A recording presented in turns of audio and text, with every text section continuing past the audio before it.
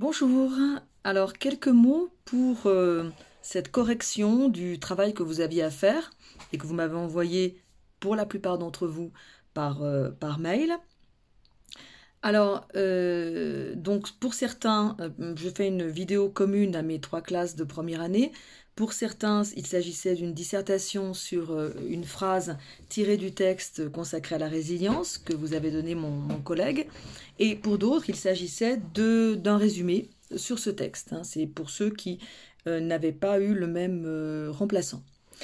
Voilà, donc d'abord concernant ce texte, c'est un texte sur la résilience où l'auteur prenait une position un petit peu opposée à celle qu'il considérait être comme une position habituelle, ambiante, je dirais même à la mode dans l'air du temps.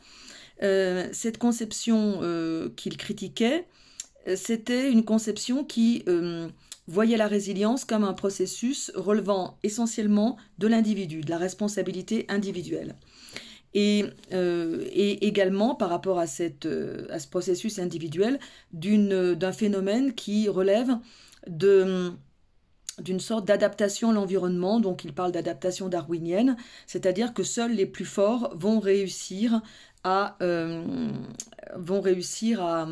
à surmonter le traumatisme, le stress éventuellement. Donc il évoque le stress de la vie moderne, mais ça peut être toutes sortes de stress par rapport auquel on parle de résilience, puisqu'on va parler de résilience par rapport à une maladie, par rapport à un deuil, par rapport à la guerre, par rapport à une catastrophe. Donc ça entre bien évidemment dans notre sujet, hein, où on rencontre toutes ces formes de traumatisme. Ça peut être aussi par rapport au stress de la vie moderne, le burn-out, la dépression, etc.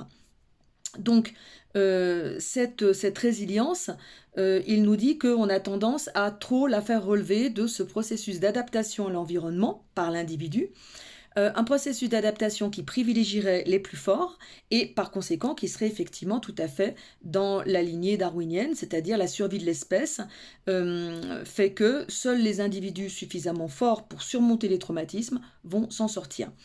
Alors, lui, ce qu'il nous dit, c'est que et c'est en cela qu'il s'oppose à cette thèse, il nous dit qu'en fait, il y a des causes multifactorielles à la résilience, qu'il y a effectivement peut-être des dispositions qui sont à la fois physiologiques, alors qui relèvent peut-être de la génétique, et puis qui sont psychologiques, qui relèvent du tempérament de l'individu. Alors nous, évidemment, on pourra les relier à la philosophie, hein, avec Nietzsche par exemple, qui nous montre comment l'individu peut surmonter tout ce qui va lui arriver, et ça relève évidemment de la responsabilité de l'individu, selon Nietzsche.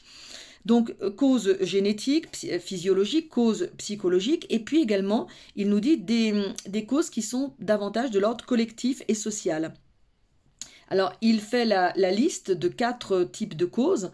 La résilience de constitution, la neurobiologie, hein, donc ça c'est la cause génétique.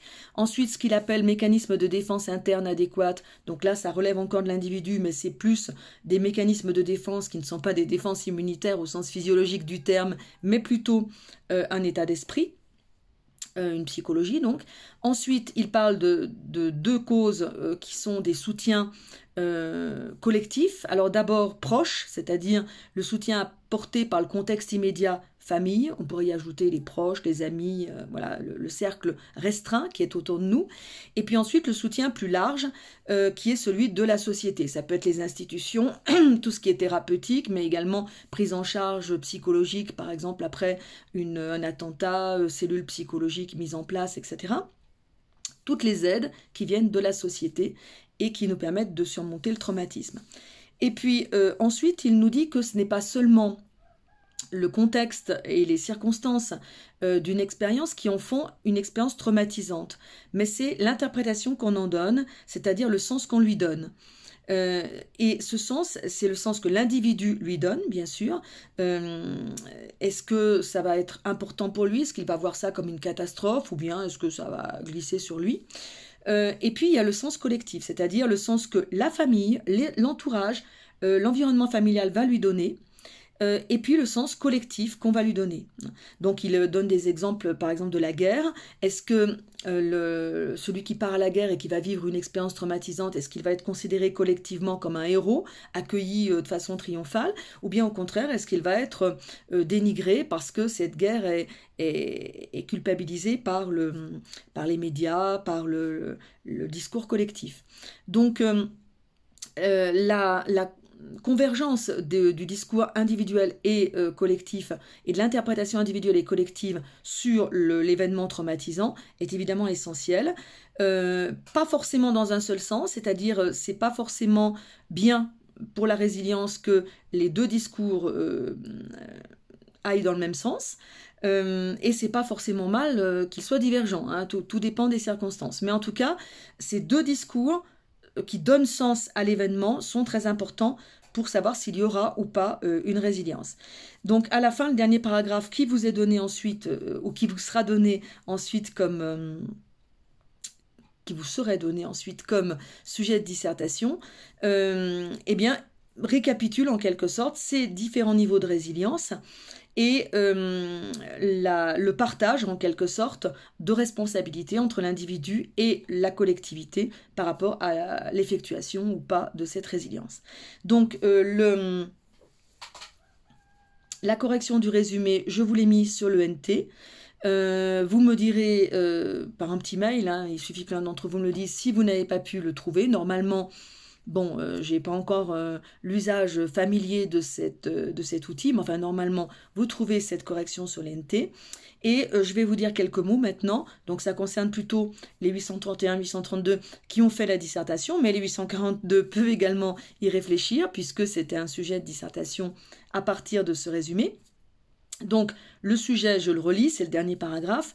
Plusieurs niveaux de résilience sont au principe d'une série de combinaisons et permutations favorables à une issue résiliente ou la guérison après un événement traumatique est plus probable. Une telle conception permet d'éviter la croyance selon laquelle l'issue malheureuse serait seulement relative à une insuffisance individuelle plutôt que d'insuffisance située aux différents niveaux neurobiologiques, individuels, familiaux et sociaux. Alors, je vous donnerai séparément la correction de l'introduction rédigée, hein. Mais là je vais juste parler un petit peu de l'analyse qu'on pouvait faire de ce sujet, qui est un peu long, hein, c'est une phrase quand même un petit peu longue, où n'apparaît pas le mot force de vivre, ce qui est un petit peu gênant par rapport à un sujet de disserte, mais bon, on va le prendre comme tel. Et comment on pouvait dégager une problématique et des grandes lignes de plan, hein. Donc pour la correction plus détaillée, eh bien, on se verra la semaine prochaine et je vous donnerai tout ça. Alors, plusieurs niveaux de résilience sont au principe d'une série de combinaisons et permutations. Ces plusieurs niveaux de résilience, ils étaient détaillés, comme je l'ai dit tout à l'heure, dans le résumé, hein. Donc, c'était tous les tirets, les 4 tirets que vous pouviez trouver. Donc, neurobiologie, on va dire, psychologie ou philosophie. Ensuite, famille, proche. Et ensuite, société, hein, collectivité sociale.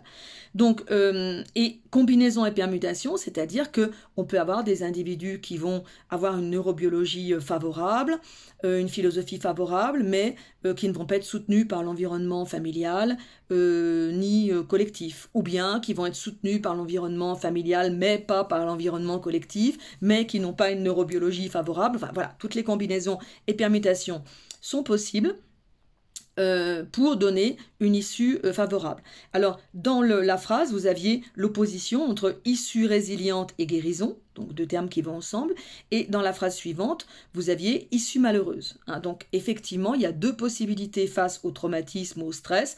Issue favorable, qui est la résilience, qui permet de surmonter et de guérir, chose qu'on a vue chez Nietzsche, hein, et que vous pouvez voir chez certains personnages d'Alexievitch et également chez Hugo. Et puis, issue malheureuse, absence de résilience. Donc, si cette façon de surmonter le traumatisme n'intervient pas. Donc, dans ces deux cas, eh bien, il y a différentes combinaisons qui vont se mettre en place. Alors, c'est ce qui permet la thèse de l'auteur de dire que la responsabilité d'une issue malheureuse, on va dire presque la culpabilité d'une issue malheureuse, n'est pas imputable uniquement à l'individu, hein. Elle n'est pas seulement relative à une insuffisance individuelle. mais plutôt à l'insuffisance de ces différents niveaux et de leurs permutations. Alors, ce qu'il faut voir, c'est qu'est-ce qui se cache derrière ce discours. En fait, derrière ce discours, il y a apparemment de la part de l'auteur un rejet d'une philosophie qui serait peut-être trop élitiste, probablement celle de Nietzsche, entre autres, et qui culpabiliserait l'individu de ne pas réussir à surmonter un traumatisme.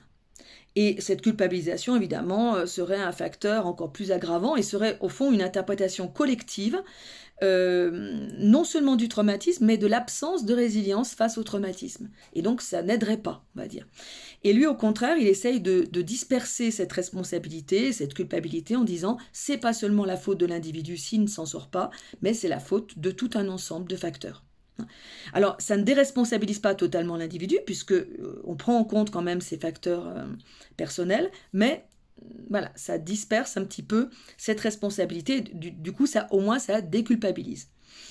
Donc, la problématique telle qu'on pourrait l'exprimer, ce pourrait être, est-ce que la résilience relève d'une force de vie, force de vivre, et là, on réintroduit le concept que nous avions au programme. Donc, est-ce que la résilience relève d'une force de vivre individuelle ou de multiples facteurs individuels et collectifs? Voilà, donc ça résume, finalement, ça donne une question qui correspond à cette phrase. Pour trouver un plan, on cherche la réponse de l'auteur. La réponse de l'auteur, c'est « ça dépend de multiples facteurs ». Ce n'est pas seulement la force de vivre individuelle qui est responsable, c'est de multiples facteurs. Donc lui, il donne une réponse très claire. Cette réponse très claire, cette réponse de l'auteur, je vous ai dit, on ne la met jamais en première partie, ou en tout cas on évite de la mettre en première partie parce que ça donnerait l'impression qu'elle est évidente, qu'elle va de soi, et si ensuite en deuxième partie vous la contestez, eh ben, qu'est-ce que vous faites en troisième partie? Vous êtes un petit peu coincé. Donc je vous conseille plutôt de la mettre en seconde partie. Ce qui voudrait dire qu'en première partie, vous allez mettre une thèse plus simple. Et justement, on voit bien que l'auteur s'en prend à une thèse plus répandue, qui n'est même pas une thèse selon lui, mais qui est plutôt une sorte de réponse collective, de mode, qui consiste en quoi cette thèse, on va l'appeler une thèse, puisqu'elle va arriver en première partie, elle consiste à responsabiliser, voire à culpabiliser l'individu, en disant c'est sa faute s'il n'est pas résilient, et la résilience c'est pour les plus forts. Donc c'est une théorie un peu élitiste.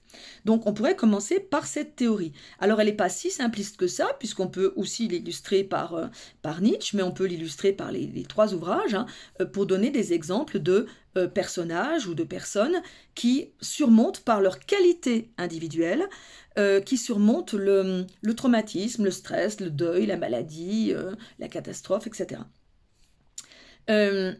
À la fin de cette première partie, pour pouvoir faire transition, il faut voir une insuffisance. L'insuffisance, c'est peut-être ce côté trop élitiste et le fait qu'on culpabilise l'individu. Donc ça nous permet de rebondir sur une deuxième partie, qui est la thèse de l'auteur. Donc il y a de multiples facteurs. Vous pouvez, avec le texte, vous avez facilité de développer cette thèse. Et également d'utiliser les ouvrages pour montrer, notamment par rapport à une catastrophe, montrer comment l'État, comment le gouvernement gère la prise en charge de cette catastrophe, du traumatisme, ou même culturellement avec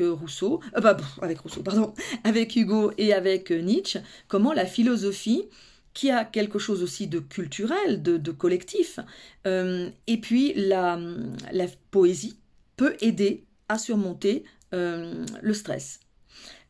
Ensuite, et puis également comment la famille, comment les amis, la famille, donc pour Hugo c'est également le cas, relations amicales, relations familiales, et puis également la politique, qui aide aussi Victor Hugo. Comment tout cela, ça peut aider à surmonter le stress. Ensuite, comment est-ce qu'on peut voir une lacune dans cette thèse de l'auteur qui permet de rebondir dans une troisième partie? Moi, j'y verrais peut-être, et là, c'est moi, c'est mon opinion, mais qui me permettrait de faire une troisième partie, mais après, vous pouvez faire une troisième partie tout à fait différente. J'y verrais le risque d'une déresponsabilisation de l'individu. C'est-à-dire que même s'il dit qu'il y a des causes individuelles et personnelles, j'ai l'impression que ça déculpabilise un petit peu l'individu qui va se dire bon finalement c'est pas ma faute, si je m'en sors pas, c'est la faute de la société, c'est la faute de ma famille, c'est la faute de mes amis, ils m'ont pas aidé, j'ai pas été aidé, et ça c'est quand même un travers qu'on voit assez souvent. beaucoup de personnes, au lieu de se prendre en charge, de se prendre en main et d'assumer la responsabilité de leurs problèmes et de le gérer et de le surmonter, vont s'en remettre aux autres. Alors, ça ne veut pas dire que les autres ne sont pas responsables, on l'a vu en deuxième partie, que la collectivité a une responsabilité. Mais si c'est le discours du médecin, du traitant, du psychologue qui va voir les causes multifactorielles, c'est très bien.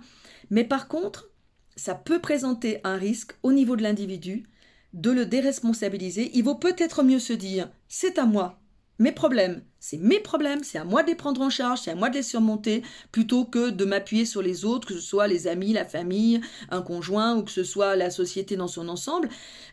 Parce que si je m'appuie sur les autres, bien, je me pose un peu en victime. Et si je me pose en victime, je cherche les sauveurs. Alors que si je prends sur moi l'entière responsabilité, quand bien même je ne serai pas réellement entièrement responsable, si je prends sur moi l'entière responsabilité, je vais me retrousser les manches et je vais essayer de m'en sortir. Donc, même si ce n'est pas la vérité, d'un point de vue de l'analyse du problème, c'est peut-être plus efficace de dire c'est ma responsabilité. Et là, on a une perspective un peu nietzschéenne, parce que Nietzsche, il se fout de la vérité. Ce qui l'intéresse, c'est quelle est l'interprétation qui va être la plus efficace, qui va me permettre de guérir. Et l'interprétation qui va me permettre de guérir, c'est pas de dire mon traumatisme, ma résilience, elle relève des autres, il faut que je m'appuie sur les autres pour m'en sortir. Non, ce qui est efficace, c'est de dire je m'appuie sur moi-même. Ma foi, si les autres m'aident, tant mieux, hein, c'est pas négligeable. Si la société m'aide, me prend en charge, tant mieux. Mais il faut d'abord que je compte sur moi. Voilà, donc moi, c'est comme ça que j'organiserai mes 3 parties, hein, ma thèse, antithèse, synthèse. Vous pouvez l'organiser autrement, mais voilà, je voulais vous donner ces quelques pistes. Il est difficile de faire une visio collective, hein, puisque avec Zoom, au-delà de 3 personnes, ça s'arrête au bout de 20 minutes, sinon c'est payant. Enfin bon, c'est un petit peu compliqué. J'ai pas non plus une connexion, j'ai pas la fibre chez moi, donc c'est pas non plus très facile de vous faire un cours de 2 heures en visio. Donc je vous ai mis le lien pour cette vidéo sur l'ENT. Vous me direz là aussi si vous avez pu y accéder ou pas. Sinon, on reprendra de toute façon tout cela en classe la semaine prochaine. Je vous souhaite une bonne première semaine de cours à distance et je vous dis à la semaine prochaine. Au revoir.